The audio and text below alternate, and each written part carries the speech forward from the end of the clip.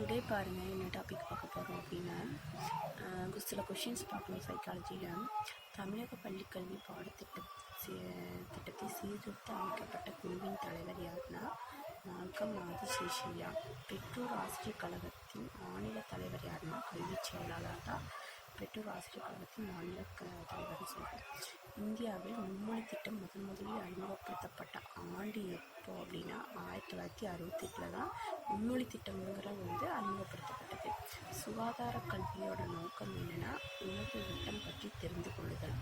அதான் சுகாதார கல்வியோட நோக்கம். மாணவர்களுக்கு வளர்ச்சி பள்ளிகளில் திறன் பதிவுகளை கொடுப்பதன் நோக்கம் என்னென்னா மாணவர்களோட வளர்ச்சியை தொடர்ந்து கண்காணிக்கணும் அப்படிங்கிறது. உடல் வளர்ச்சிக்கு தேவையான சக்தி என்னென்னா புரதம். இந்திய கல்விக்குழு தோற்றுவிக்கப்பட்ட ஆண்டு என்னென்னா 1964 to 1966. இந்திய கல்விக்குழு தோற்றுவிக்கப்பட்ட ஆண்டு எதுனா 1964 to 1966. ஜார்ஜண்ட் அறிக்கை எதனை வலியுறுத்துகிறதுனா நர்சரி பள்ளியை தான் வலியுறுத்துகிறது. ஜார்ஜண்ட் அறிக்கை எதனை வலியுறுத்துகிறதுனா நர்சரி பள்ளியை தான் வலியுறுத்துகிறது.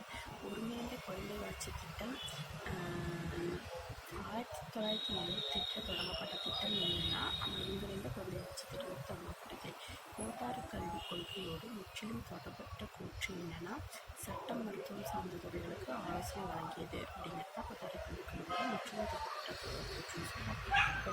இப்போது 2005 தேசிய அறிவுக்குழு மறுசீரமைப்பு ஏற்படுத்தப்பட்ட குழு எதுனா கோட்டாறு கல்விக்குழு. அப்புறம் இந்திய வீர விருதுகளில் 2வது மகாவீர சக்ரா. மாநில கல்வி முறை மெட்ரிகுலேஷன், ஆங்கிலோ இந்தியன் மற்றும் ஓரியண்டல் கல்வி முறை ஆகிய 4 கல்வி முறைகளும் ஒருங்கிணைக்கப்பட்ட ஆண்டு எதுனா 2010 to 2011. அதுக்கப்புறம் இடைநிலை கல்விக்குழு 2000 ஏழு முதலியார் கல்விக்குழு தான் இடைநிலை கல்விக்குழுன்னு சொல்லி அழைக்கப்பட்டது. முதலாவது மும்மொழி திட்டத்தை பல்வேறு செய்யப்படுவதுன்னா UPSC 1948 to 1949. அரவிந்தர் தன்னுடைய தத்துவ கருத்துக்களை வெளியிட்ட ஊடகம் எதுனா ஆர்யா செய்தித்தாள்னு சொல்கிறோம். அரவிந்தர் தன் கல்வி கருத்துக்களை வெளியிட்ட ஊடகம் எதுனா கர்மயோகி இதழில் தான் வெளியிட்டார். கடந்த காலம் என்பது ஆதாரம், நிகழ்காலம் என்பது கையில் உள்ள கருப்பொருள், எதிர்காலம் என்பது குறிக்கோள்.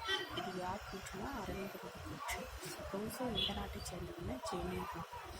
ரோசோவின் கல்வி தத்துவம் என்னென்னா இயற்கையானதும் தத்துவம் சார்ந்தது தான் ரோசோவோட கல்வி தத்துவம். ரோசோவின் பார்வைப்படி ஆசிரியர் என்பவர் என்னென்னா யாருன்னா வழிகாட்டுபவர். அடுத்த கொஸ்டின் பாருங்கள். மரியா மாண்டிச்சேரி எந்த நாட்டை சேர்ந்தவர் அப்படின்னா இத்தாலி. குழந்தை தான் தெய்வம், பள்ளி தான் கோவில் யாரோட கூற்று அப்படின்னா மாண்டிச்சேரி. குழந்தை கல்வியில் புலப்பெயர்ச்சிக்கு அதிக முக்கியத்துவம் கொடுத்தவர் யாருன்னா மாண்டிச்சேரி தான். சாந்திநிகேதன் தோற்றுவிக்கப்பட்ட ஆண்டு எதுனா 1901 சாந்திநிகேதன் தோற்றுவிக்கப்பட்டது. சாந்திநிகேதன் என்பதன் பொருள் என்னன்னா அமைதி உறைவிடம். அரவிந்தர் ஆசிரம பள்ளி ஏற்படுத்தப்பட்ட ஆண்டு எதுனா 1945 தான் அரவிந்தர் ஆசிரம பள்ளி ஏற்படுத்தப்பட்டது.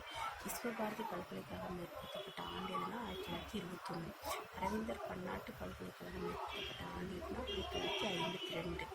பாருங்கள் SAIIER என்பது என்னென்னா Sri international institute of education research.